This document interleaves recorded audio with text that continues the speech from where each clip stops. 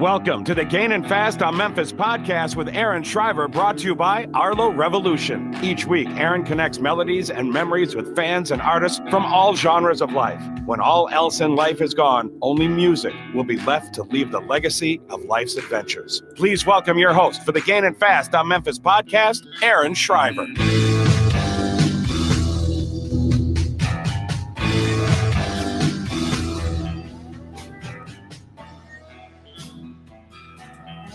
There we go. I was like, I was taking off guard. I didn't hit the right button. What's up, y'all? All right, we're going to test out the sound, make sure everything's looking, sounding good.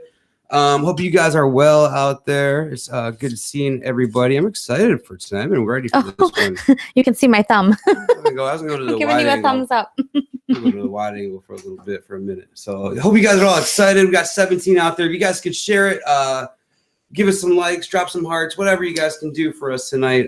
Get this out there so people can hear us and see us tonight, because it's going to be a really good show. I was just telling Jillian, you ever have a good feeling about something? I have that feeling right now. So I'm excited. They just flushed the toilet, I think, again. Somebody just flushed the toilet. We got a 4-year-old that likes to poop tonight.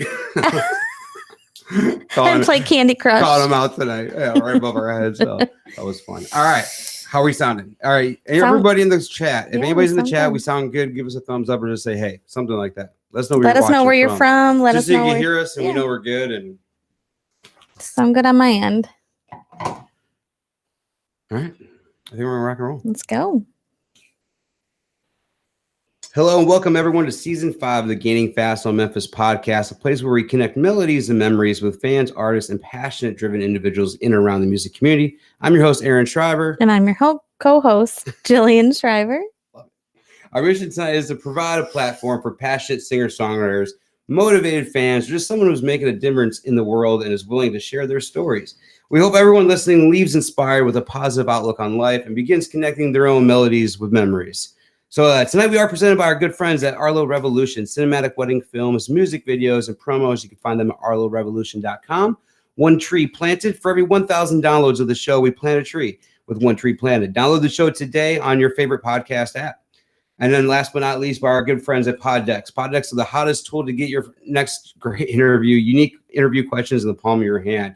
Then our 2 on-screen sponsors tonight, Art on a Higher Wire by Joel, original custom artwork, inspired by your life moments, treasured photos, and memories. And my good buddy, Corey Oliphant, the original church choir. Each week, I'm honored to have Corey and the OC as a sponsor. We do thank each and every one of our sponsors for the continued support and growth of the show. If you ever looking, I almost had it all the way. I almost did it tonight. But if you're looking for ways to help out the show, support us, help us grow in any way, head on over to our Patreon. It's the heart and soul of our show. Tiers start at just $1. If you sign up for a full year, you get 2 months free. So literally, it's like $10 for the entire year. You can get some kind of content of a little bonus content over or on Patreon. So some cool stuff. If Patreon is something you can't do, like, share, review, and subscribe anywhere you can find the show. 5-star reviews are always great. On your little podcast app, just hit the download on it. And last but not least, you can find us over on the website, gainingfastonmemphis.com, and on Instagram. So @FastOnMemphis_podcast. All everywhere. And we are everywhere. So we just had Taylor out this past weekend in Alabama again at Sidetracks with Tyler Braden. The interview is live on our YouTube page. We will get it up on our other socials this week. But do check out our YouTube page. Wilder Blue and Taylor Braden interviews are up there. And they're awesome. So we just booked another one today that I'm very excited for. But coming up in a couple weeks, Taylor's going out again to Sidetracks to see Flatland Calvary. And then they're coming to Joe's Bar December 3rd, and we get to talk to him in Joe's Bar too. So we get both of those interviews coming up soon. Very excited for those. But if you guys have any shows coming up that you want us to come out and cover or anything else, shoot us a message, man. We're always out and about, so we love it. And yeah, I think we're good to go. You ready? Let's go. I'm ready. All right. So tonight we welcome in singer-songwriter Hunter Thomas Mounce. I came across Hunter's music during Rowdy on the Road in Nashville, and I'm glad I did. The lyrics he's putting on paper is honestly comparable to some of the greatest writers in Nashville, one of them being a personal favorite of both of ours. So I've just been digging into a lot of his songs today, and there's a couple of them. One of them hit me pretty well today, and I wanted to see where my wife came in on it, but I can't wait to really break that song down with him tonight. But guys, get ready for a really good show tonight, and we're going to welcome Hunter on right now.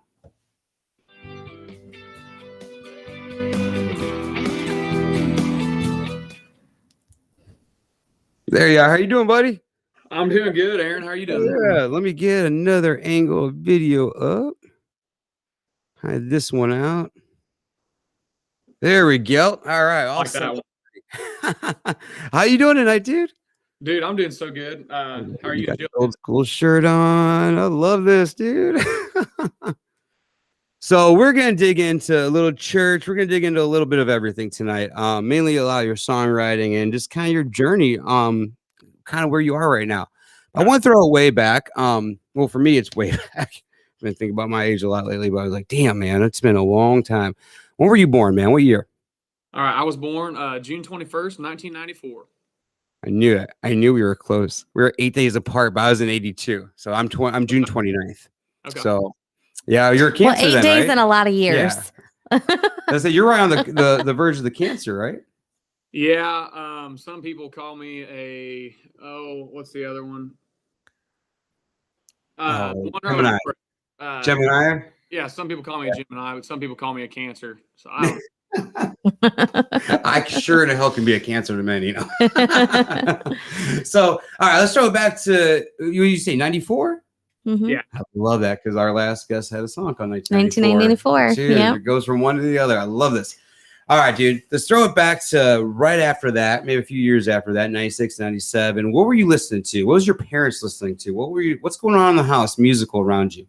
Okay, so first memory I really have is I was riding around with my dad in his single cab truck, and I remember him always having a Mark Chestnut greatest hit tape in the dash, and also a lot of Tracy Lawrence.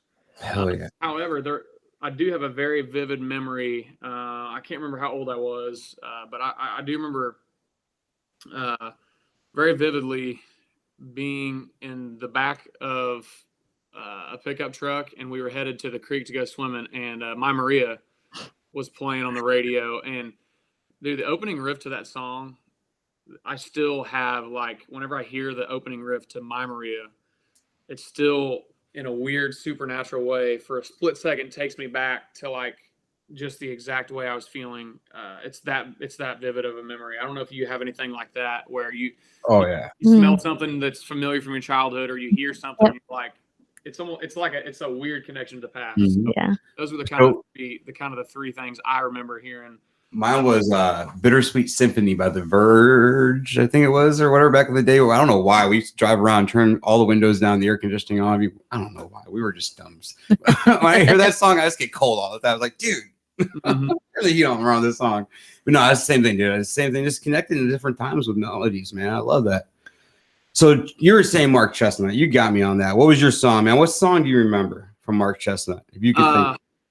Almost Goodbye was our favorite, man. I was like, you say that one, I'm dead. No, I love that, dude. My dad and I loved Almost Goodbye, and then I kind of went back and revisited some of those old songs of his, and Too Cold at Home is just awesome too. I love the songwriting of that, and I didn't realize until later on in life that Mark Chestnut had some of the most creative lyrics back in the day. Like Bubba Shot the Jukebox is there's so many different play on words of things. Yeah, dude. You know? It's that 90s country, man. It's coming up. It was so different. But they were the ones telling people, like, they were telling Garth Brooks and everything else that they're too pop for it. And it's not. It's like we're doing it to some of these artists now these days. But it's just another form of country music, dude. There's just gonna be always, every decade is just another form of country that's coming in. So I talked a little bit in the intro about you and I both having a favorite songwriter and this and that. And what I like about you and what I talk about, or I heard you talk about, I mean, is you don't sound like church at all. And I love that about you. Like, because that's who your inspiration is. That's who you love some Eric Church, but you go a completely different sound. And where's your sound come from? Is it that 90s music? Is it that Mark Chestnut, or where are you picking that sound up now? Yeah, I guess man, I've never really thought about in detail, exactly where my sound comes from, but I guess first thing that comes to mind for me is just the lyrics that I usually end up writing in my head. I feel like, a lot of them are pretty classic country themes, and I feel like, you know, the instrumentation that would go along with a song like that, it always seems to fit in there. So, you know, I have songs like, I've got a song called Away. It's on my debut album. And, you know, it's not really super traditional country sounding. It's something totally different than anything else that I have. But it just seems like all the things that I've written lyrically seem to land well with that, with you know, the fiddle and the steel and a lot of the traditional country instrumentation. And you know, Eric Church is my favorite, hands down. But everybody after him, I absolutely love all the stuff coming out of Texas right now. Dude. Zane Williams, Flatland Cavalry. I heard you mention them. Yeah, dude. I just saw Troy Cartwright this past weekend. Dude, he was on fire, man. I was highly impressed with his live show. Yeah, and man, the list just goes on and on. Like I'm going to see Randall King here in a couple days at Nashville Palace. I'm super excited for that. But yeah, I could go on and on. But man, I really look up to a lot of those guys in that scene, and I'm very inspired by how they're doing something. They're doing something with a different philosophy. You know, it seems like they're taking the grassroots word of mouth, just old school grinded out kind of path, and I love that, man. I've been one for shortcuts or handouts or anything like that. So if I respect every step of the process that those guys go through. It makes me really appreciate Yeah, if Nashville doesn't watch out, man, they're gonna lose the music scene to bachelorette parties. I'm going to tell you that right now. So, because I really think, man, Austin and the whole Texas music scene is just sounding amazing right now. Just coming out of there. So I'm really excited to see what they do. And man, well, Taylor, she's been doing our social media reporting for us, but she got me turned on to Reed Southall, and I have been jamming out to his new album. Holy shit. Yeah, dude. Okay, so that's what's really cool too is like Reed Southall. It's funny you said that. I just listened to their new album that they put out. I listened to it for the first time today, and you know, like that's not a traditional country sound at all. It's more of a rock thing, like Co Wetzel is doing. But I still think it's really cool because it feels 100% genuine and honest. It doesn't feel like they're trying to. It doesn't feel like they're trying to impress you. It feels like, hey, this is what I am. If you like it, cool. If not, you know, listen to someone else. And that's about as honest as it gets, in my opinion. Kind of like what church always does. Like, hey, this is my music. Take it or leave it, man. If I don't care either way. Either way, I'm going to build a little bit of a fan base. And I mean, I'm not going to change my style and my sound for whatever you want it to be. And I think a lot of people's taste is going the other way. So, So let's go up to like 2010 or so. You're like 16 years old in high school. Did you start maybe rebelling at all, or do you kind of still stick to the country roots? So, this is going to sound funny. So I was actually more rebellious, probably in my like middle school years, man. I was real big on like Eminem, 50 Cent, a lot of the rappers at that time for some reason. And my parents were like, "What are you listening to, dude?" And I'm like, "It's my iPod. I'll listen to what I want, you know, whatever." We got in some fights, and I got grounded over some of my music choices back then. But man, I'll never forget when I turned 16.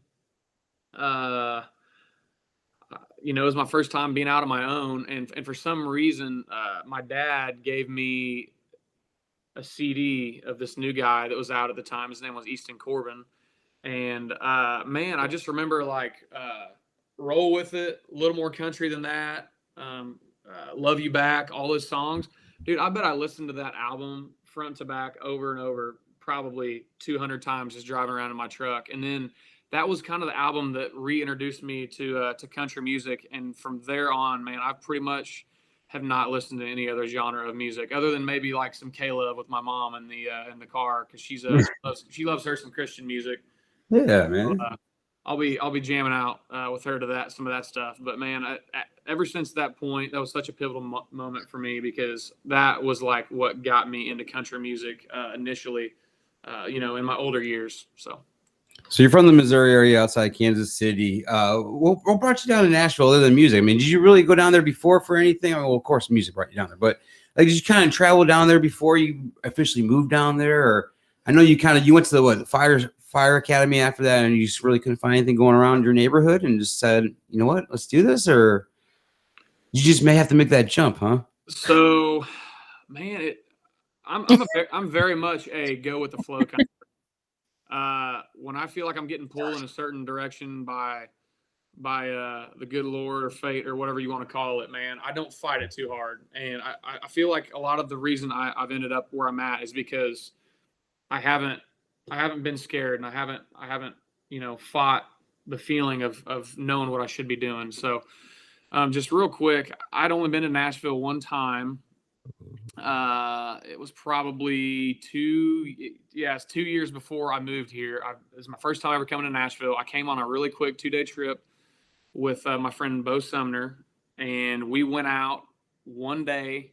I think the only place we got to go was Tootsie's, so I didn't really get to experience Nashville at all.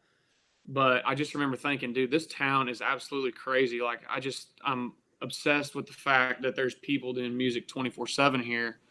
And like, if I want to ever do anything in music, these are the kinds of people that I'm going to have to surround myself with, because it's just probably not going to happen where I was living back in Pleasant Hill.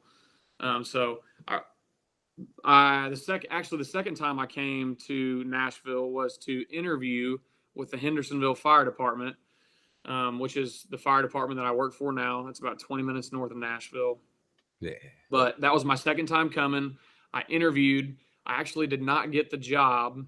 They told me that if they were hiring 3 people, I would have had the job, but I was the third option, and they're only hiring 2. So I was very bummed, and I was like, well, I guess I'm never going to be moving to Nashville. That sucks.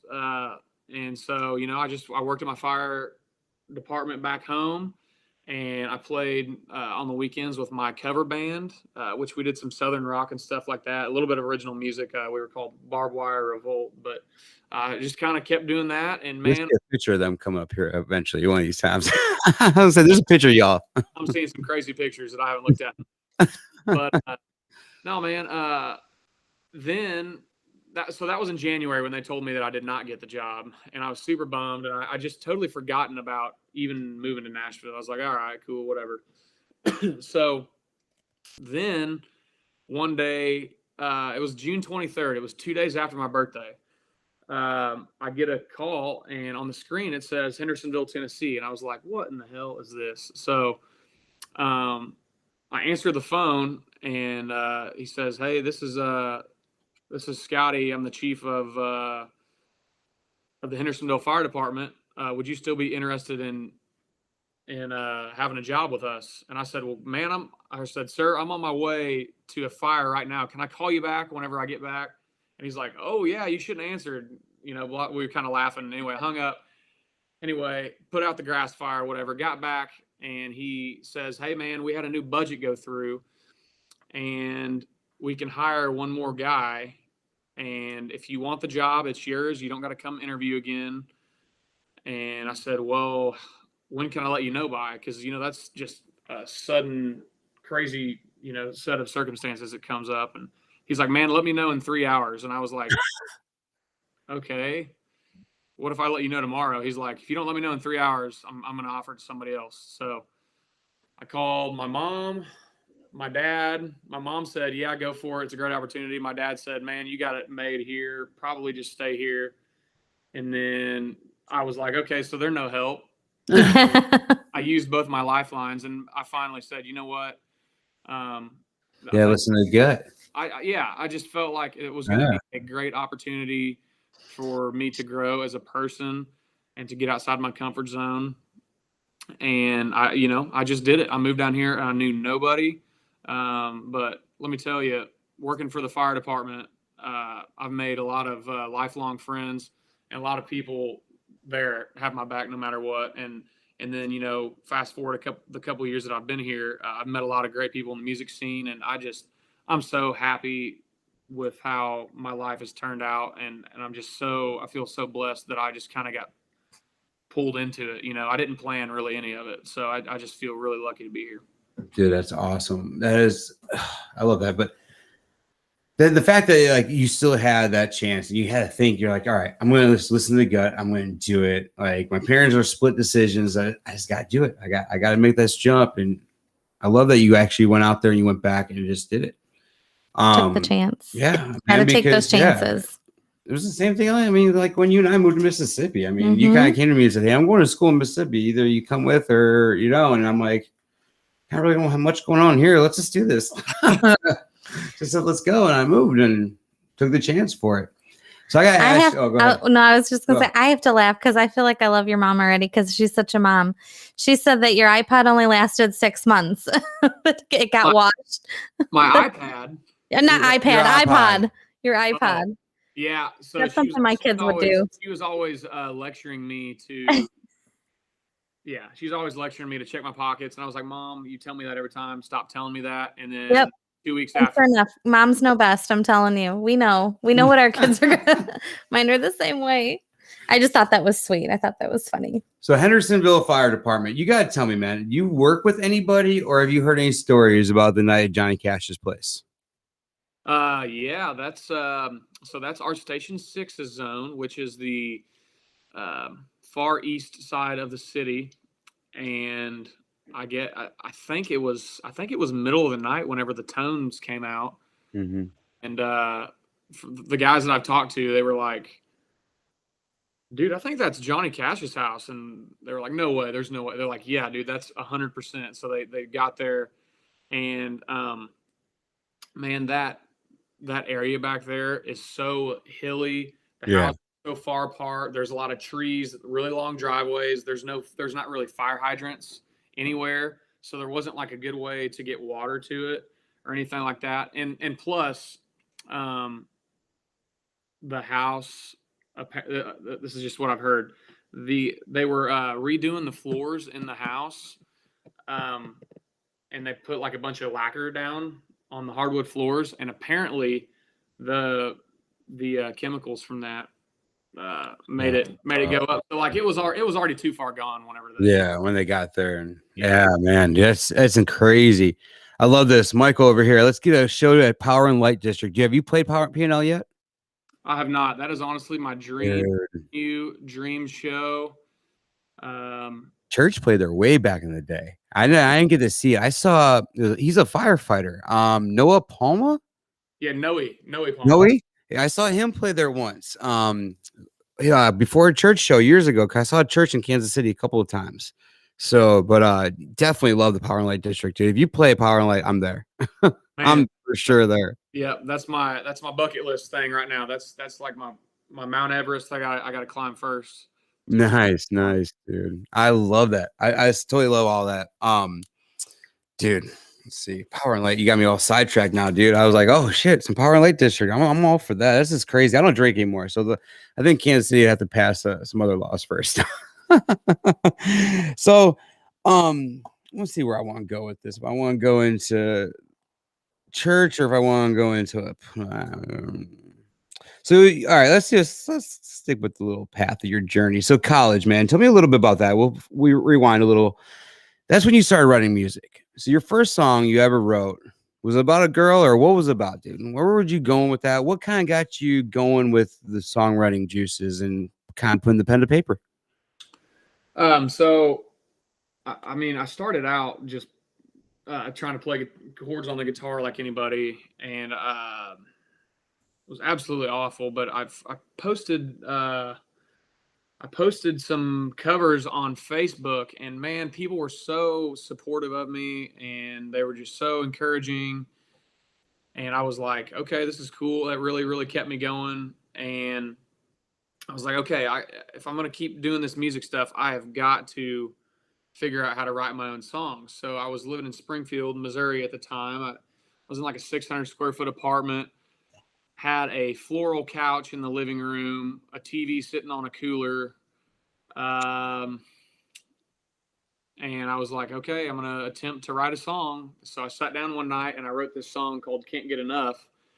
And it's actually the first song on my debut album. and it was the first song that I recorded when I got to Nashville, probably 4 or 5 years after it was written. But man, it was just about falling in love in a college town one night. It was like kind of one of those things where,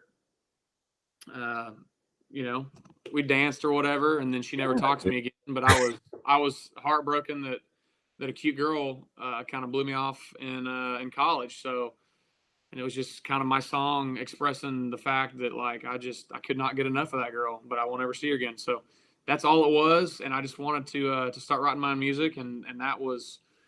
It's funny looking back now that was the first song that I wrote, because that's still like one of the most popular songs that people want to hear at the live shows and things like that. And it's a very fun song to play full band.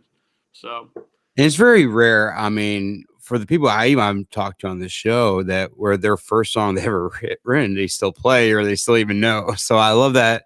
I love that about you, that you still kind of hold on to that one because it meant so much to you. It's really cool, man. For that. So let's go. Let's talk a little bit about being on the fire department because we're already a little touch the surface before we really dig into our church talks. And I'm sure that might go for a few minutes. But so becoming a firefighter, dude, what was your passion behind it? Was it like, I know I listened to a couple interviews, and to you kind of, it was I don't want to say it was like an easy thing to get done quick and kind of get into a career, but what really got you into wanting to be a firefighter? Man, it was honestly another example of something that I just kind of fell into. I asked one of my friends one day, I was like, hey man, where are you going to college anywhere? Like, I have no idea what I'm doing. We're going to graduate in 2 months. And he's like, dude, I'm going to the fire academy. You know, you can get all your certs in 6 months, come out, be ready to go right into the field and get hired on at a fire department. You know, you're going to be making as much money as, you know, a lot of the people who are going to 4-year college. You won't have any debt. And honestly, that's all it was. I was like, man, I've never thought about being a fireman, but I was like, I'm in. Like, I'll go with you. He's like, are you serious? And so I just went with my friend Nick, and we commuted together to the fire academy every day. And man, I immediately, whenever I got there, I didn't really know what to expect, but just getting your butts kicked every single day by a drill instructor, essentially. But being with all your good friends, your brothers, I just really fell in love with that aspect of it, because I was like, man, if I'm going to go through something hard, if I'm going to suffer a bit, I definitely want to do it with my best friends. So I immediately loved that aspect of it. And then once I graduated, man, it took me a couple years to get a job. It was a time where a lot of people were applying to fire departments, and they weren't hiring very many people, because it was just, that's just how it was. There was a high demand as far as people wanting to do it. And man, it took me 5 or 6 different job interviews till I finally got in at a fire department. And I worked for Prairie Township back in Lee Summit, Missouri, and then later on I worked at my hometown Pleasant Hill Fire as a part-time guy. But man, again, I didn't really know what to expect. First day on the job, I remember it scaring the hell out of me. But also that same aspect of, look, I got guys right here to go through this same thing. Yeah. So between that brotherhood, I know that's a cliche word everybody throws around, but between that brotherhood aspect of it, and that's actually the paramedic I used to work with right there, that gal in the pink. But oh, there you go. Anyway, between that aspect of it and just getting to, you know, help people whenever they're going through the worst day of their life. And, you know, I feel like if you have the ability to be the kind of person that can do something like that for somebody, you have a responsibility to. And luckily I can work well under pressure. And I just have a great passion for the job. Well, I'll give you a huge shout out, man. I have to, because honestly, I've held firefighters really near and dear to me my entire life. But my wife's a nurse, and she's our first responder. But all you guys, I mean, y'all put your lives online and go into places. I've shared this a couple of times on the show, but I have way before I was born, but back in 1969, my mom's Christmas tree caught on fire on New Year's Day. and she had to jump from like a 3rd-story window, and actually her mom, brother, and sister was killed in the fire. Gosh. And she broke both her legs, her back, and they said she'd never walk and all this stuff. And I think that's why, even when I was a kid, like I had a fire truck bed, and my entire room was all fire truck stuff because it was firemen, man. I still felt that was the reason I was there, because they were the first ones there on the scene. They were the ones who helped her out, and she didn't really know they were gone until the next morning when she kind of really came to and woke up in the hospital. But it was rough, but it's still something I hold near and dear to me. And so thank you for what you do, man, because I hold y'all really high. So appreciate that. Well, So I appreciate it, man. And that's a tragic story. I'm very sorry to hear that. yeah, man. When I first heard about it, I don't know how old I was when she first told me, but it was really hard to hear. And I never had a real Christmas tree. I think one time growing up, because they had the real Christmas tree, it was big bulbs on it that lit it up on fire, and that was the cause of the fire.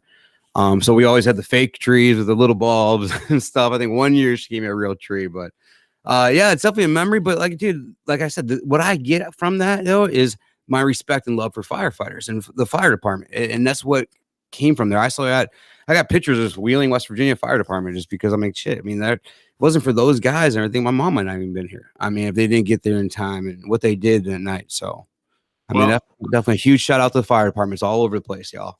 Well, I'm glad you love us, because we love you guys. Hell yeah, man. So definitely a thing. So with that, I want to talk a little bit before, I know we're going to run a little bit over. You got some time tonight? Oh yeah. All right, cool, y'all. On the agenda here. All right. I want you to tell us about Fireboot, man. Fireboot's something you started up about. You go into it, man. I want you to tell us all about it. Yeah. So Fireboot, pretty simple concept. At my shows, a lot of people will ask for tips, and I've chosen to put out a Fireboot at all my shows. And instead of taking tips, whenever you throw money in the Fireboot, I collect all that money, and it has its own account and everything, and 100% of the proceeds that go into that boot, they go to people who have been affected by fires, natural disasters, or whatever. So we've given money to people who've had their houses burned down. We've given money to families of fallen firefighters. We've given money to people whenever the tornadoes came through a couple of years ago in Nashville. And then that really bad flood that just happened in Waverly, Tennessee, gave this mom and daughter that lost everything. They were staying in a hotel, gave them money. So it's something that's really small and grassroots, but like it's just you can't imagine how much it means to people to just have even a little bit of a boost, like I gave those, I shouldn't say so the Fireboot gave $1,000 to those ladies in Waverly who had their stuff ruined in the flood. And, $1,000 probably isn't a life-changing amount of money, but you wouldn't know that by their reaction. A lot of times people feel like they're alone and they're forgotten about in those kinds of situations. And so being able to kind of be the facilitator of all those funds that you guys provide at these shows, man, it's quite the blessing to be able to supply people with that, because they really, really appreciate it. And like I said, they just want to know that they're not alone. So Dude, that is awesome. I love hearing about that and reading about that and what you're doing. It's cool, but I gotta tell you, dude, gotta let you know on a little something. So Scott Staples and I were talking. The church choir is actually going to blow Fireboot pretty wide open. So in March, when you come and play for us in Chicago, that whole night is going to be, we're going to raise money for Fireboot. Okay. So we're going to put together some different contests, some different things. A couple years ago, we did this, and I forgot how much we raised, but yeah, that night, the charity we're going to raise money for is going to be Fireboot. So we're going to have you, Job Fortner. I think, was Matt coming too? Matt's coming. Yeah, Matt's coming too. So one hell of a lineup. Well, March 10th here in Chicago. Or I think it's March. Yeah, I think it's March 10th. I don't know the date, right? Don't quote me on the date. I believe it's March 10th. Are you all serious, man? Yeah, we're gonna donate that night. We want to donate all the funds to Fireboot. So Staples hit me on it Friday night when I was at Joe's, and I talked a little bit about it. And dude, Staples is one hell of a dude, man. I'm telling you. Okay, real quick. First of all, thank you guys so much. You guys are for people that I don't know really that well on a personal level. You guys have been the most supportive group of people ever. Like, so for everybody listening, I'm going to be playing the choir party for the Chicago Eric Church show. It's going to be on like a Thursday night before the show. Anyway, Aaron and this guy Scott, they booked me. They're in the church choir. They booked me for the party after hearing me one time. And dude, this guy Scott, he's been doing these giveaways for my merch and for the other artists they're playing their merch, and I've been shipping out merch that Scott's been paying for, giving it to these people as prizes for the party, and it's just like, man, I haven't had anybody really ever do anything like that for me. So you guys are just freaking awesome, and I feel like you all are family now, and that's how we feel about you, man. it's nice to have you all in my corner. So Dude. Really inspiring to me too, because I see how hard you guys are working on what you're passionate about, and it makes me want to try way harder at what I'm doing. So it's just a good thing all the way around. Yeah, we are very excited, man. We're gonna put it all out. It's gonna be a fun night, man. Some amazing music, 4 different acts playing. I think last time we did like a beer pong tournament or something like that, and that was fun, dude. It was like a $5 entry fee, and heck yeah, it was a lot of fun stuff. But we're gonna have some fun time. We're gonna pass around some fire boots around there, and we're gonna raise some money that night. And all of it's gonna go to you, dude. I want you to definitely make sure you do something good with it. I'm gonna start it off that night from the show. We're gonna throw $100 from the show in there too. So we're gonna kick that off. And hey, real quick to anybody listening, if you guys hear about anybody who has something, like that happen, fire, flood, anything, if anybody needs support, you just reach out to me, and we'll see if we can get them hooked up from the fire boot. So hell yeah, man, I love that. So definitely love that. And like I said, it's something that's near and dear to me. So when Staples approached me Friday about it, I was like, dude, I'm all for this, because I love that you do that, because my little story too. So but it's definitely giving back to families that need it the most. And I know everybody, like, dude, my mom was supposed to get married February of 1969, and the fire was January of 1969. So like a month before her wedding. So dude, just a lot of their stuff was in there. My dad's army ring was in the fire. So there's a lot of different things that was in there that it was just crazy. So thank you for what you do once again. Well, thank you, man. I appreciate you. And now, before we go on to our sponsored area, we gotta spend a few minutes talking about this other guy that you and I both have a passion for. I want you to go back to the Elks free throw competition. And tell me about your intro song. Oh man. Okay. First of all, how did you figure out about that? I feel like I told somebody that somewhere, and I'm like, how did he know this? I do some research, man, and I don't know if so what I normally do to research the show is I try and go and listen to every other podcast anybody's ever done, and I know what not to ask you or what not to talk to you about, because if someone's a fan of you, they're already going to hear that podcast, and they're not going to want to hear the same stuff all over again. Okay. So I kind of go and I make notes of what I've already heard you talk about, and maybe I'll throw it in there as a little side thing, as something funny or whatever like this. But I won't really spend too much time on it. You know what I'm saying? Because they already heard it. All right. Yeah. So the Elks free throw shoot. I'll try to make this as quick as possible. But when I was in middle school, went to a very, very small school. Basically, they ask you if you want to participate in the contest. If you can win at your school and your grade, which I was usually competing against 2 or 3 other people because I only had 10 people in my class. So I would usually get sent to the conference round. So the first year I went, I didn't make it quite past the very first round of the actual competition. The second year, however,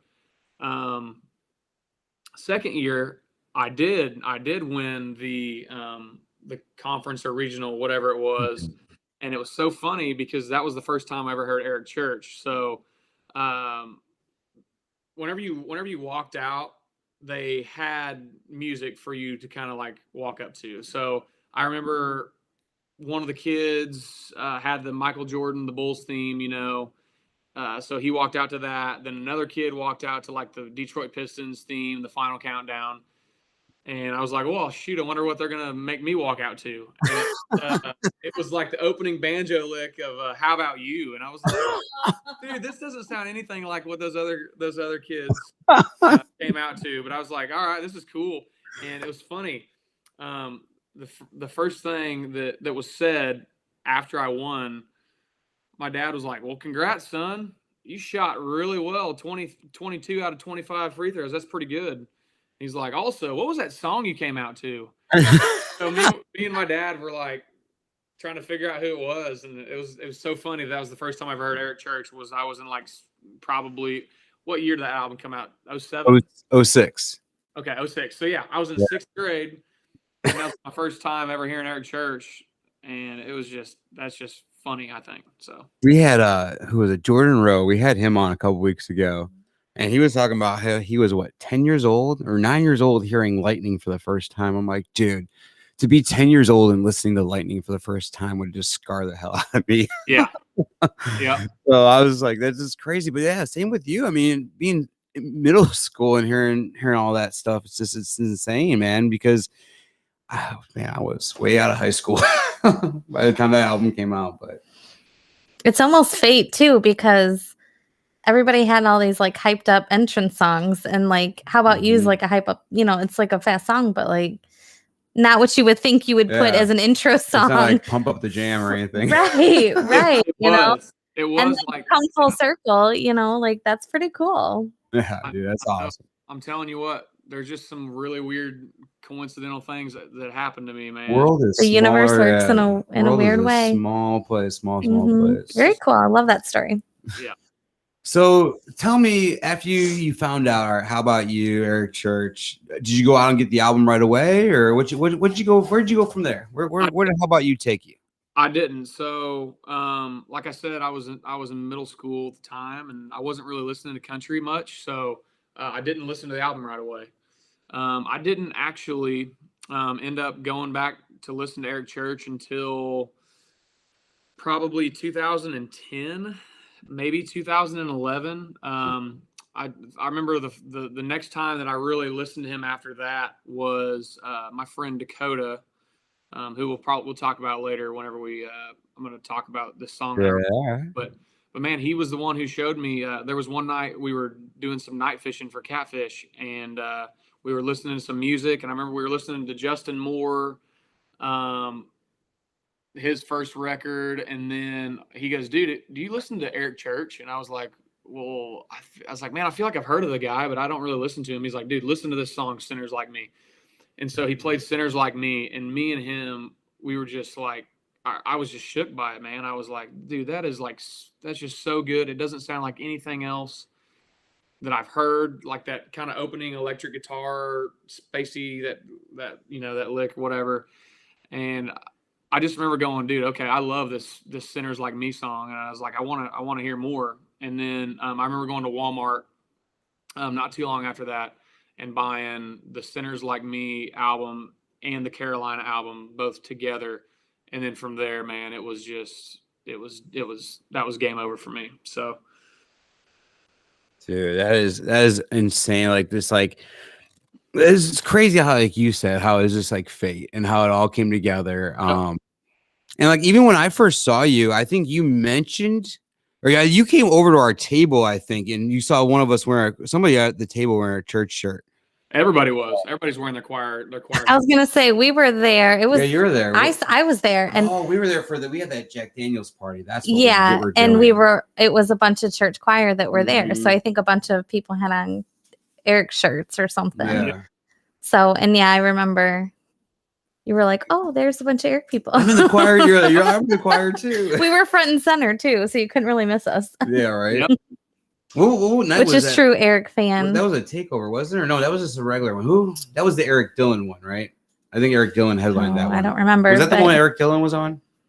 Man, I'm trying to remember who went on after us. I think it wasn't Brian Davis and Eric Dillon, or no? It was Brian Davis. Pierce was there. No, Chris Brian Harris. Davis. Wasn't it? Brian Davis was there. I think it was Brian Davis, Eric Dillon, and probably who the other one was. Yeah, but really, really good round. Yeah, Mm. dude. The whole night was man, Race Rowdy puts on some hell of a good rounds, dude. Yes. So yeah, dude, just with Eric coming in, you gotta I wrote this down too, real quick. So $100 Uber ride after Nissan. So what's happened with this? Oh my gosh. So my roommate Christian and I, we got pit tickets to Eric Church when he played Nissan Stadium, and we Ubered down there. Man, I'm probably right at 5 miles away from Nissan Stadium where I live at, and I remember it being like $15 or $20 to get down to the Broadway area. Earlier that day, we got out way early because we wanted to go to the bars before and stuff, and then kind of walk across the bridge, do the whole thing, you know. So it's $15 to get down there. I was like, oh man, this is awesome, dude. And then I remember after the show was over, just seeing like a sea of people walking back to Broadway, and I was like, all right, Christian, I'm gonna get on my phone here and get us an Uber. And I remember it said like $160. And I was like, dude, we're not doing that. And he's like, well, what are we supposed to do? I was like, we're going to walk until it turns into at least $100 Uber. Okay. So, dude, we walked like 2.5 miles. And then finally it hit the $100 mark. And I said, dude, I'm tired of walking. Let's just do this $100 Uber. Will you send me $50? And I'd be getting a scooter. Find out where's the closest scooter. Oh, they didn't have the bird scooters at the time. So it was... Man. It was that weird lag period where they banned them, and then oh yeah, that's right. Because there's so many of them, dude. They were everywhere. Yeah, we had no choice. But if it would have been today, I would have walked the full 5 miles. But back then, I was not willing to do it. So right, that was like our anniversary. Yeah, this one over here. We were staying in the Gulch in Nashville on our anniversary. And I don't know what we were going to do. We were like, oh, let's just walk a block. We were like, oh, let's just, it was an expensive Uber ride. It wasn't that much, but it was more than I wanted to pay. And I was like, it's nice. Let's walk. We start walking. I'm like, let's just keep walking. And like, 2 mile, a mile and a half or something later, we're like all dressed up for our anniversary dinner. We show up all sweaty and but we saved money on our Uber ride. Well, that's good. He was so mad at me. On the way home, I got an Uber Black, and I set the control for temperature all the way down to cold, just to freeze her out. Like, you made me walk on. All right. That's awesome. Gotta do what you gotta do. When did you? There, I told you I had a picture of that cover band from earlier. You're talking about. Yes.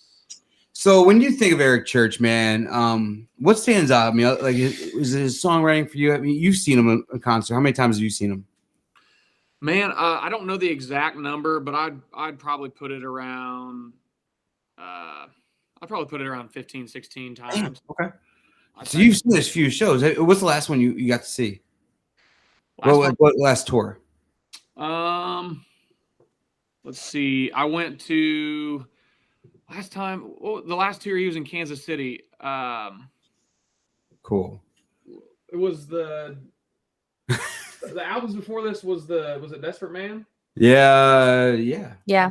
Okay, yeah. I saw him do all the Desperate Man stuff in Kansas City. Cool. So you just doubled down. Oh, it was right before COVID. It was probably like November, December of 2019, I think. Whatever that last tour was before COVID. So, yeah. I love I heard one of your songs earlier that I was listening to that reminded me of an old school church song. I'll have to see if I can find it and send it to you. But all right. But nothing else I've ever heard other than like your songwriting style, dude, I could compare to church. And that's what I love about you, because a lot of people are like, oh, that's my idol. I want to be like him and this and that. And like their music is identical. It's like, no, man, because be the best version of you. I mean, Eric's already the best version of him. So you got to be the best hunter you can be. And I think you've done that with your music too. Just listen to the lyrics. And I think you've taken that inspiration that you've gotten from church and really turned it into something really cool, man. So I think that's what the choir sees, man. I think that's why we kind of really took it on and really want to help you out with this Fire Boot and be a part of it, dude. We're so excited for this, man. We're excited for you to come on and play. And yeah, I'm pumped too. I'm looking forward so forward to March, and also hanging out in Chicago for the first time. I've never really been to Chicago, so. Oh, dude, we'll have to show you around. I'll have to take some days off. I'll have to show you around a little bit. I'll have to bring you out. I'll have to try to get you guys out to the house one night or something. We'll see. I'll give you a tour of the basement down here and show you all the church stuff behind us. Forgive me. Are you guys living in Chicago? We are halfway between Chicago and Milwaukee. We're about 45 minutes from the city, not far. Oh, okay. It's a quick drive. Yeah. So we're 45 minutes north of Chicago and 45 minutes south of Milwaukee. Okay. So, which is kind of nice. I mean, we're right in the corner of Wisconsin and Illinois. We're right on the border. Yeah. Okay. And Lake Michigan, right in that corner. And Lake Michigan. Because you know exactly where that's so at, sure. We're getting ready to move on to our next portion, but I have a picture I'm showing up here of you guys playing a show, and there's a girl on a pole. You got to tell me about this picture. Dude. Okay. Where you playing on here, man? Okay. This is a bar. This place was rough, man. Okay. It looks like a trailer. Is it are you in a trailer? Okay. So I don't know. No, it's just like this little half shed they built. So this is really, really weird to say, but it was just like a really rough biker bar. We didn't really know what it was before we got booked. We were like, oh, okay, cool. This place, nice. Kansas City, Kansas, awesome. We show up. She is dancing on a big spool. Like one of those big wooden spools. Yep. That, it looks like they might have carpeted it to make it a little fancier. Carpet at the top, and then anti-slip. The pole is a rebel flag. So it was a strange place, man. It was a really strange place. And then she told us that she was just out there. She didn't get hired by them or anything. She was just raising money for Fireboot. So the worst part is that if you zoom in on the picture, I have my glasses on and I'm going. I love that. All the fans that we had back then that would come to all of our shows, they were like throwing dollar bills and stuff at her, and they got in trouble with some of their wives. So it was just a really, really weird night. I think I played the last song of the set with my shirt off. It was a really weird night, man. That's when you tell the wives, hey, we'll take those dollar bills off your hand. It was strange. It was a really weird night. So, man, what does 2022 look like for you? Other than March, you come to visit us here in Chicago. You working on anything new, anything exciting? What can you give us? So I'm going to put another album out next year. I haven't really made an announcement or told anybody, but I want to do that. I'd say it'll probably be summer, maybe fall, but probably more like summer. And man, kicking this past year off, I did the singles every 6 weeks for like the first 18 weeks or so. And it was cool, I guess, because, you're supposed to apparently do that to have a better chance at getting the streaming numbers up and being on all the playlists and stuff. And that's just what you're supposed to do. But I just figured out, man, I'm like, I'm just the person that wants to put albums out, and that kind of goes back to what you were saying about Eric Church being a huge influence of mine. Man, the reason I love him so much is because he puts out records, and I feel like each record is its own unique snapshot of his life and kind of where he's at. And I got to thinking, I'm like, man, I know that logistically and business wise, it's probably smarter to just put all these songs out separately. But I was like, I really want to have them as a collection, put them out as an album. And I'm really, really proud of these songs. And I'm excited for people to hear what I've been up to. Cause I have been pretty quiet lately, but that's kind of what I've been up to. And you're the calm before the storm right now, dude. That's what you're doing. Yep. So I've been just kind of keeping to myself and keep my head down and getting all that stuff put together. But that's kind of what's coming down the pipe for me. So. All right, we're excited. Yeah, we're definitely excited. We're excited for, like I said, March. We're gonna raise money for Fireboot. Just announced that tonight for you guys. We can't wait. We're excited. We're gonna try to figure out something for online too. So that way people want to do some online donations, because we want to blow this wide open for you, dude. We want to definitely do something really cool. So that's something the choir's always been good for. Choir's always been good at finding good people and doing good things. So I love that. Staples, I would share some more of your pictures, but you still have a White Sox logo on your thing, so I don't know if I can do that no more. Is that what it is? Chicago White Sox? Yeah, so whenever I put his name up, it's the White Sox logo on the screen. I don't know if I could do that. It's against my religion. So funny. Who put a White Sox? Scott Staples over here. He was asking about the Trailer Park Lovin' song, because somebody else asked about it earlier, where that song came from. We were thinking about the song or the place with the stripper, but Okay. Now, Trailer Park Lovin'. Let me think about how to say this without irritating my parents here. I was gonna say, I think that was your mom. Your mom's your mom there. that said it. She said you're not asking about Trailer Park Lovin'. So, like, Southern Missouri, where like a lot of my family is from, there are some areas where people do some questionable things and have some strange things sitting in their yard. And the opening line of the song is, she's got a 69, or she's got a 69. She's got a 69 Stingray. I've got a square body GMC. Only 7 wheels between the two of them. Hell, how hard can it be to put one up on that concrete block? Anyway, that's an actual house we would drive by. There was a guy that had a Corvette and a truck, and whichever one he wasn't using, he would move this wheel. The wheels off of the other car, put it on the vehicle, and then the car would be sitting up on the block that he wasn't using. And I'm like, dude, this is got a neighbor like that in Mississippi. Sounds like yeah. I was like, all right, that's the start of the song, and then from there it just kind of went. I did know somebody who cut up a deer that they killed in deer season with a chainsaw on somebody's kitchen table, and I was just like, that's got to be in the song too. So that's more than. Oh boy. Yeah, that'd be one hell of a That's party a good story. there. One hell of a party there. So that's a good story. I love that, man. Staples, thanks for bringing that song up, man. What the? I want to make sure you play that in March. All right, I will. And it's actually on the debut record, Folks Like Me and You. So all right, man. Perfect. Awesome, dude. So we're gonna move on to our Powered by Pod Deck section of the night. I pulled a couple cards earlier. I think I'm gonna get rid of one. I want to do an audible and kind of pull one out of the deck tonight. But one of them I'm going to ask you is: do you have a musical influence that would come as a surprise to most of your fans? Let me think here.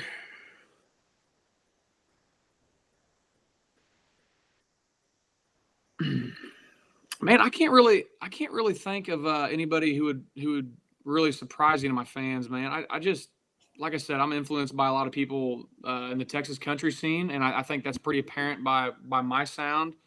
And I think I have about every church merch shirt that exists. And if you're friends with me for any extended period of time, you've seen at least one or two of them. So if I think of one here in a little bit randomly, I'll make sure to come back here. I can't think of anything right now that would come as much of a surprise. I would say like Staples, he's like a closet Jameson Rogers fan now. Some people like their boy bands. I don't know. I always like to ask that. All right, we're gonna pull. Let's see. I'm just gonna pull a random one.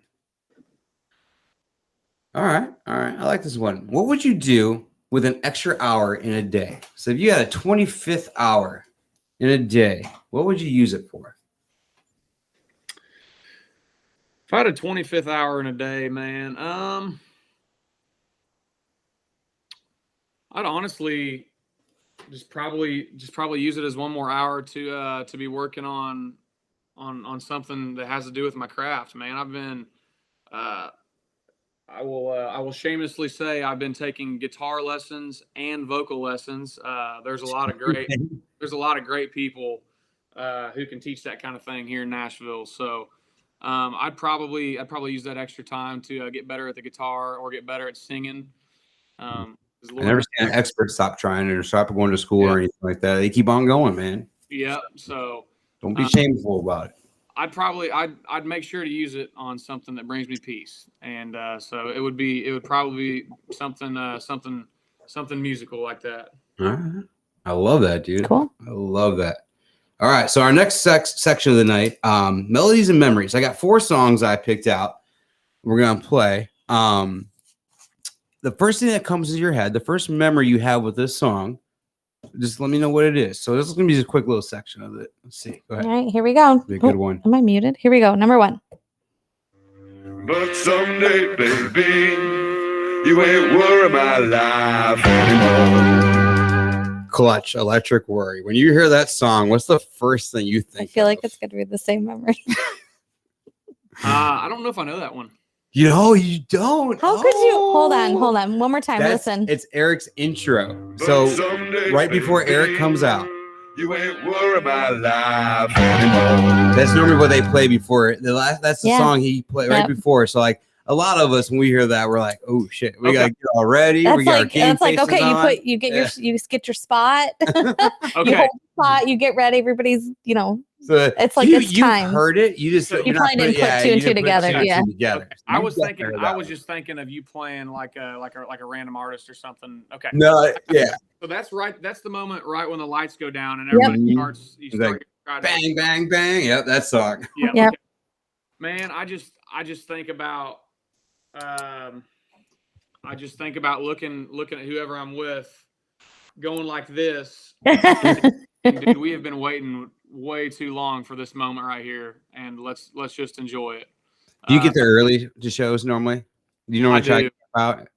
I want to get a good spot, and I also really enjoy talking to all the people around me.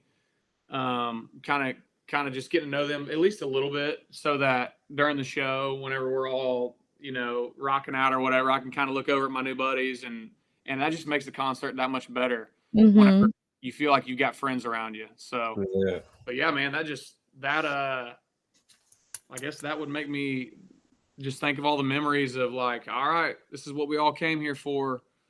Let's get it. All right. This next one is, I had to dig a couple of these kind of out of your high school years, which make me feel really old when I hear these songs. But go ahead and play this next one. Eli Young Band, Crazy Girl. First time when you hear that song, what's the first memory that comes in your mind, dude? Man, my girlfriend from high school. I remember that being on the radio whenever we were dating, and she was riding around in the truck with me, and her friend Hannah made me a burnt CD with a bunch of different songs on it. I called it Hillbilly Deluxe Volume 1. And that song was on it, dude. I freaking love that song by Eli Young Band. And I didn't realize till later that Lee Brice wrote that song, because I saw Lee Brice play live and he played that song, and it made me love the song even more. So yeah, that makes me think about my high school girlfriend. A huge Lee Brice fan, dude. I love me some good Lee Brice. Me too. So I'm good friends with his younger brother Lewis, dude. And dude, Lewis has some good music on the pipeline coming soon. So I cannot wait. He's a very energetic performer. I love. Dude. He's a good guy. He's got everything going on. Really great singer, great guitar player, a lot of energy. Just the whole package. I feel like he's gonna blow up. Mm-hmm. Yeah, dude. He's been working his butt off for years. There we go. All right. This next one, since you never really strayed out of the country world, I don't know if you'll know this one too well, but this is another one from the high school days. Let's go ahead. Hit the yellow one.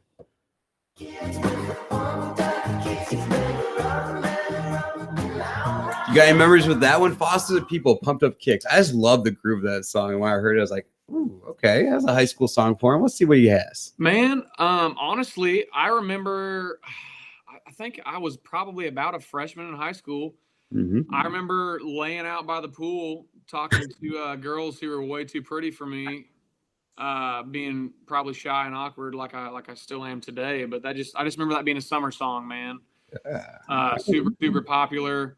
I was probably sunburnt. I love it. Yeah.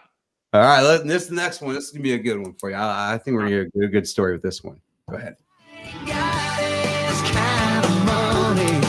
So you got a song.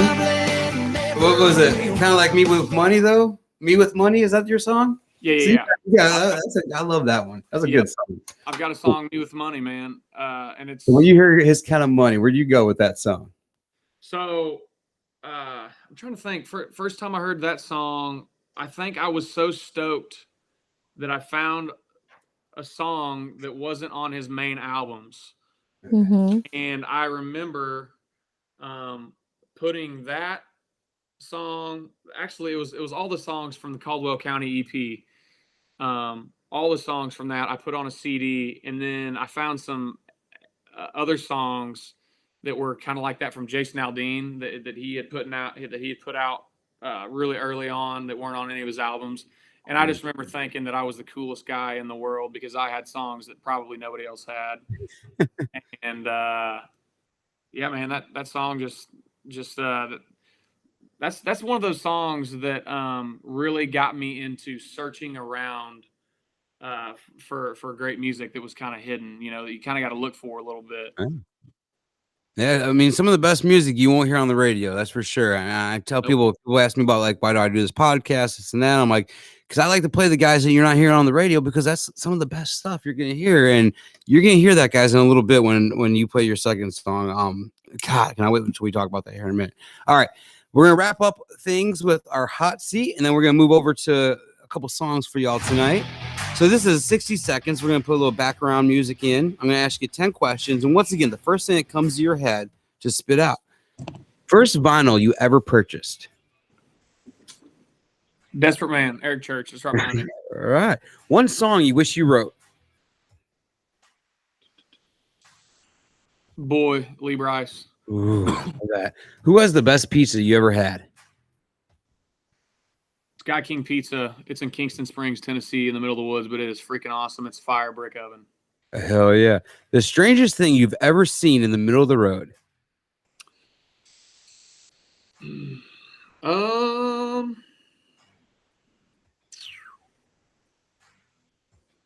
A lady just sitting in the middle of the road naked, middle of the night. Ryan Nelson told me a naked guy in the middle of the road, and I said, it's probably you, wasn't it? He goes, yeah, it was. All right. All right. What was the first car you ever owned? 98 Toyota Tacoma, and it had a flatbed on it because I crashed it going backwards down a hill into a tree. Yeah, all right. What's one thing people buy that you think is a waste of money?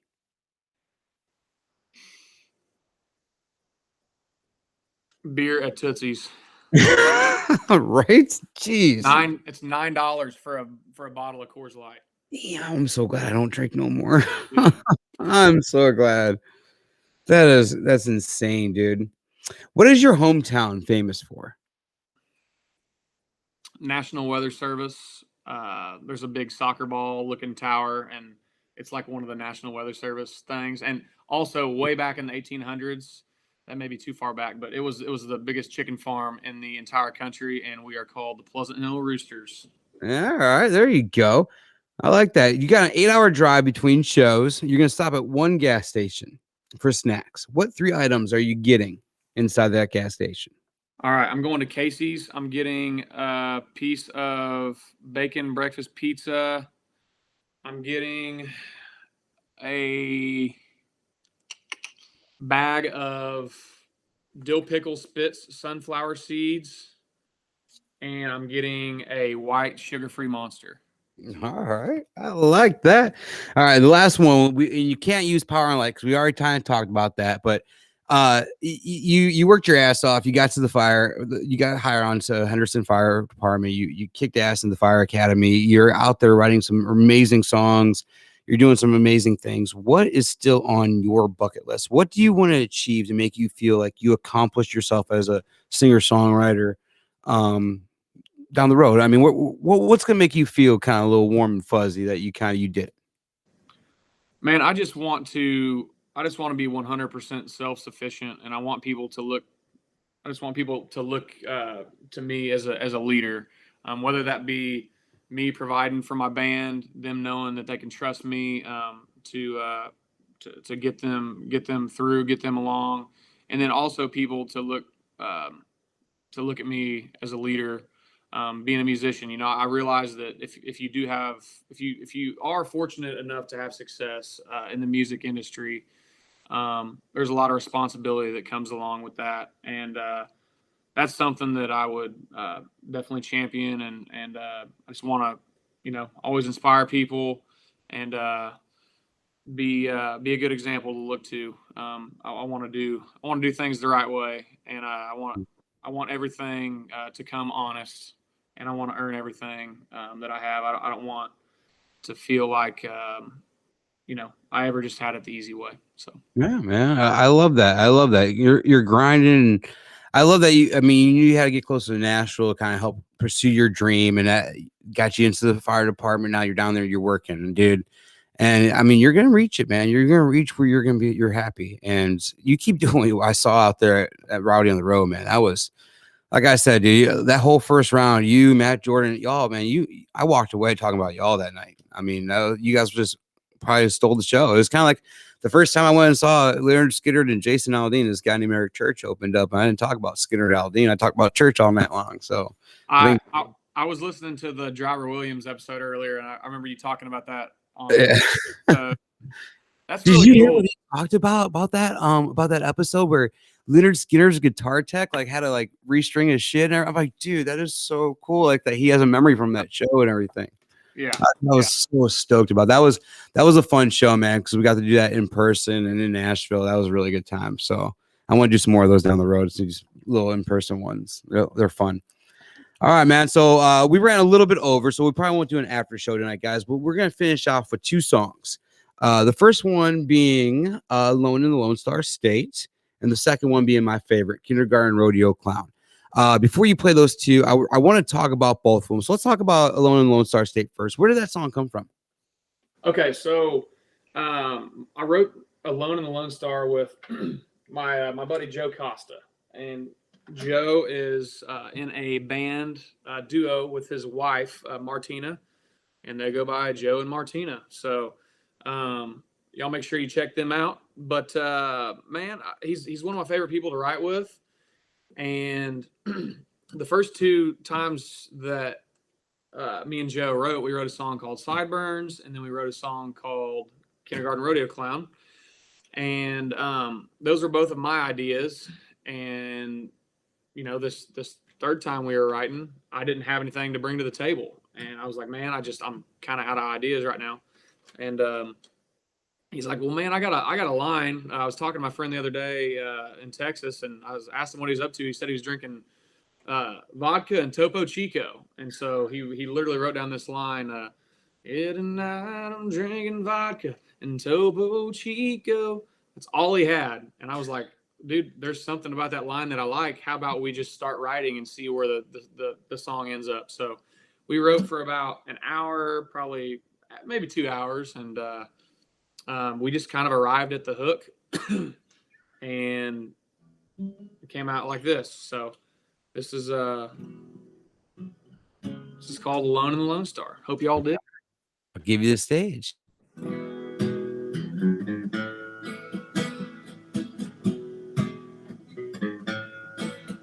Well, tonight I'm drinking vodka and Topo Chico at a dive bar up in Houston. Willie Nelson on the jukebox singing a sad country song. Well, my heart got broke down in San Antone, but she ain't the one to blame. Guess my rambling soul was too much to hold, and now she's cursing my name. Well, the nightlife is crawling out this hole in the wall. I've never felt so low, and I couldn't escape the mistakes I've made, so I up and hit the road. I'm hiding my lonely when nobody knows me. Yeah, and that's how I found this place. She's moving on, and I'm alone in the Lone Star State.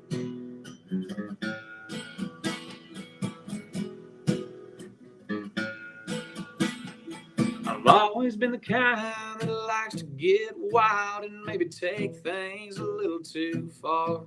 That makes loving somebody like me just a little too hard. There's a couple two-stepping, and they're both looking so damn lucky in love. And I can't help it, I'm kicking myself, 'cause I know that could have been us. Well, the nightlife is crawling at this hole in the wall. I've never felt so low. And I couldn't escape the mistakes I've made, so I up and hit the road. I'm hiding my lonely where nobody knows me. Yeah, and that's how I found this place. She's moving on, and I'm alone in the Lone Star State. And maybe I'll head out to Fort Worth. You know, it's always crossed my mind. Maybe out west, get me out of this mess, toward that New Mexico line. But tonight, yeah, the nightlife is crawling at this hole in the wall. I've never felt so low. And I couldn't escape the mistakes I made. I overpromised and undersold. Yeah, the nightlife is crawling at this hole in the wall. I've never felt so low. And I couldn't escape the mistakes I made. So I up and hit the road. I'm hiding my lonely where nobody knows me. Yeah, and that's how I found this place. She's moving on, and I'm alone in the Lone Star State. Yeah, she's moving on, and I'm alone in the Lone Star State.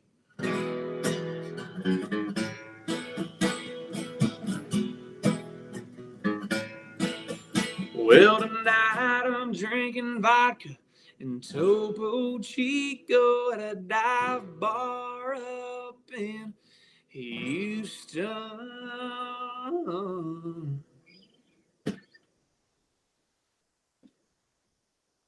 I love your sound, dude. This is something about your sound. It's so unique in a way. Like, it's so 90s country, but it's not in the same sense. It's like today's Texas music meets 90s country meets Hunter Thomas Mouse. So, because you bring so much of yourself to the table on every one of your songs. Dude, so Kindergarten Rodeo Clown. When I heard this song, I first heard it, the Raise Rowdy thing. Like, it didn't really resonate, but like I was listening to it today a couple of times. I was like, holy shit! Like, just listen to it. And tell me about this song, dude. Break it down for me a little bit. Where did it come from? All right, so I grew up in Pleasant Hill, Missouri. I grew up on a gravel road on about 5 acres, and we moved there summer of 1999. And I was going to be going to school in a couple weeks, and I remember hearing my parents say, "Hey, it's just you and one other boy in your kindergarten class, and there's 7 girls." And I was like, "Okay, whatever a 4 or 5-year-old kid's thinking." But man, I heard a knock on the door, and this kid was at the door, and it was my neighbor Dakota, and he had a full-on rodeo clown outfit on because and face painted, whole 9 yards, because he had just been in the parade that day. And anyway, man, that was the very beginning of basically my childhood, man. That kid was my entire childhood. We would always ride 4-wheelers, and we'd sneak into ponds all over on the gravel roads and catch tons of fish. We'd go hunting. We would just do absolutely everything together. And then fast forward a little bit, when we were in high school, you know, he was the big football star kind of guy. I was real weak and wimpy, so like he had a lot more friends than I did, and so like we kind of drifted apart in a way, just because we were kind of different places. But man, he always had my back no matter what. And he was older than me, but in the same grade, so like he would take me to school and stuff. And man, he was just such a big part of my life. And yeah, Dakota Jackson. So I wrote this song just about him and how much he means to me, and I just wanted to write a song that I could, in a way that I could honor him and then who he was. And I wrote this song with Joe Costa as well. So that's a little bit about the song, brother. All right, I'll give you the stage, man. I cannot wait for this one. This is a good one, y'all. If you guys not heard this yet, you're gonna be impressed. I promise you. All right.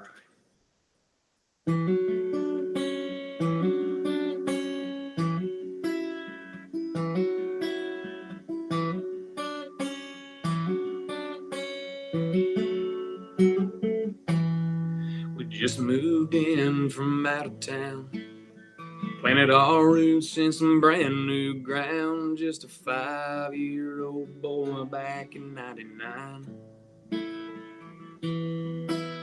That old screen door was loose on the hinge, so my first thought it was just the wind. When Mama opened up the door, I was so surprised. A boy my age and twice my size, wearing rainbow overalls and paint around his eyes. And then we spent all day playing cowboy games, lasso around a hay bale steer, fighting about which one of us was Jesse James, glass bottle full of cold root beer. When I look back, he was always around. The kindergarten rodeo clown.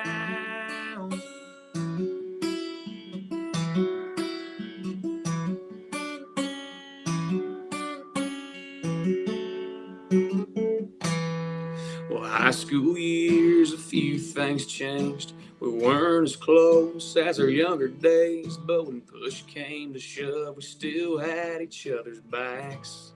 When my first love made a fool of me and was everything he said she'd be, he didn't say I told you so, he just passed the flask.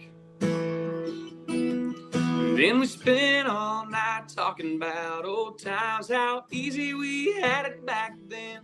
When all that mattered was a horse we'd ride, running wild in the roping pen. For a second I was back to the day I moved to town, with a kindergarten rodeo clown. And life's a bull, and just when you think you're safe on the fence, turns out you ain't. In a second, everything can change. And I'll never forget how it felt that day,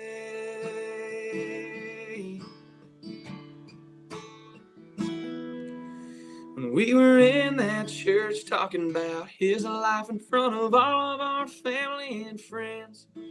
How much we're all gonna miss his smile. Don't know if it'll ever sink in that my old friend had his last go around. And he's still watching over us right now. The kindergarten rodeo clown.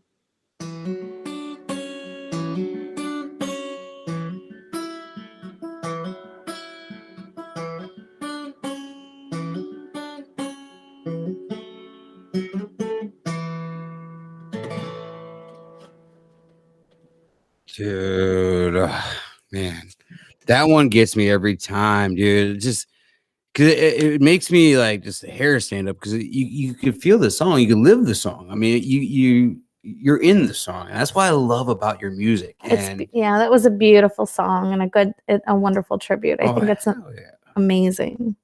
And you sound wonderful singing it too. I love that song. Thank you guys. So you got to tell me about, real quick before we let you go, the I told you so moment with the Flask, because I feel that one in there where your buddies kind of warn you, man, she ain't the one. She's going to leave you hanging. She's going to this and that. And then, man, it happens and they don't say, I told you so, asshole. You just say, here you go, man. Tell me about that moment. Yeah, like I just remember like when it finally happened and like she basically broke up with me. I was just like, dude, Dakota is going to absolutely just say, hey bro, I saw it coming. And all he said was, it's like, dude, let's drink in your barn tonight and just hang out. And that's all he said. And he was just there for me to listen and not tell me how much of an idiot I was. So I love that too. Yeah, I love that, man. Dude, thank you so much for tonight. I've had a blast hanging out with you and talking with you. I'm sure we could go another hour talking about music and church and everything else. But thank you for everything. I can't wait for March. I cannot wait to blow this door wide open for Fire Boot, man, and raise as much money as we physically possibly can during that whole trip up here. So I'm ready. I'm ready. I'm ready too. I'm excited to hang out with you guys for a weekend, and I just can't tell you how much I appreciate you having me on.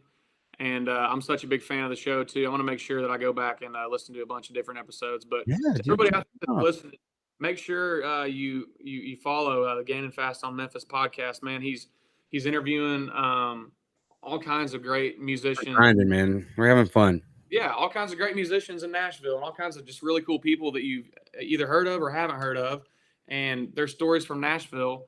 And everybody's got their own unique thing that they've been through. So if you're curious of what this life's kind of about, you want to make sure you listen to these interviews that Aaron's doing with these people. So appreciate that, man. Yeah, it's been a lot of fun. It's definitely gone a direction I didn't think it was going to go, but I love it. I can't wait to see where it's going to go. And man, we've been getting some good ads in, but I'm going to tell you, we interviewed one of the best ones tonight, though. So I love it, man. Thank you again. If you guys are looking to check out Hunter, all of his links are in the show notes. So definitely look in the descriptions of everything and you'll be able to find them. But dude, thank you. And yeah, we'll talk soon. I'm sure we'll talk before March. So we'll definitely talk soon. Yeah. We'll give you another date in March too. You're going to have to keep open because I've been telling some people, but at the end of this season, I'm going to be doing another writers round at Live Oak this time. So I definitely want to make sure you're on the bill for that one. So you're going to be one of the first ones. I'm going to make sure you're there for that one, dude, because I definitely want you showcasing those damn songs you're working on because, God, they're so good. I good, man. So much. All right, dude. You have an amazing night, dude, and thank you again for everything, bud. All right. All right, talk soon. Thank you, Aaron, and appreciate you. Thanks, dude. Bye. Oh, guys, that was awesome. What you think? Did you have fun? I'm so sorry. You know, my these headphones irritate my your ear fell out. I have piercings in my ears and they irritate them, so I had my headphones off. No, that was a ton of fun. He's so nice, dude. And he's such a genuine person. And I have to say, I've been watching his family interact, and I think that family and friends both. I think that he has an amazing following and a great support system, and I think that that's wonderful. And I love that he recognized us, because really it's not even about the show. It's just giving them a platform, tell their stories, share their music, get their name out there. That's what we want. That's what we love to hear. We should plan a 2022 Power and Light show with him. That'd be fun. Get him back in Kansas City for Power and Light. Yeah, well, I saw Buck was on, so it was funny that got brought up because Buck was on. That's where we saw Buck. Power and Light. Yeah, we were with him when we were in Power and Light. Cool. If Church comes back to Kansas City, maybe we could try to see what we can do. If Church plays Kansas City again, get Hunter to play. It's been a long time though since we've been down. He'd have to play a pre-show because there's really no post-show when it comes to Church. But thank you guys for joining us tonight on episode 105 with Hunter Thomas Mounce. Man, he is doing amazing things. I want to wish Hunter nothing but the best. And I cannot wait to see what he does in 2022.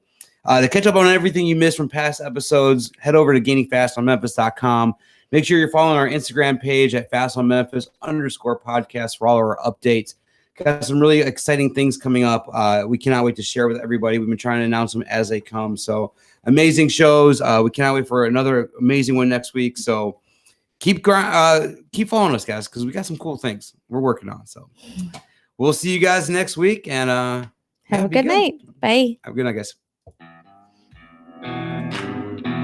The Gainin Fast on Memphis podcast with Aaron Shriver is brought to you by Arlo Revolution. As we close the book on another chapter, remember, music gives a soul to the universe, wings to the mind, flight to the imagination, and life to everything.